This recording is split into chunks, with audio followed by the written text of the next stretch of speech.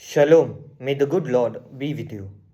Let us continue to meditate on the Word of God. We have meditated on the gift of humility. As we had earlier meditated, our life is like a castle. The first step that we move is the gift of charity, where we express our love to one another. Second step is humility. Many times we are unable to be cloaked in humility to move a higher realm in the spirit. At times, though we have much spiritual knowledge, though we have all understanding, though we have all things at our midst, but we are unable to relate and be sanctified and led by the Lord because we lack humility.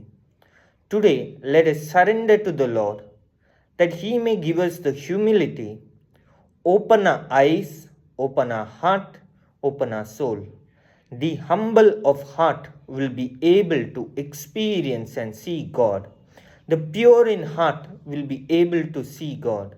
So today, let us be humble in the presence of God so that we can move dimensions in the Spirit. And when we move dimensions in the Spirit, many unanswered prayers, many times unanswered questions will be answered by the grace of God.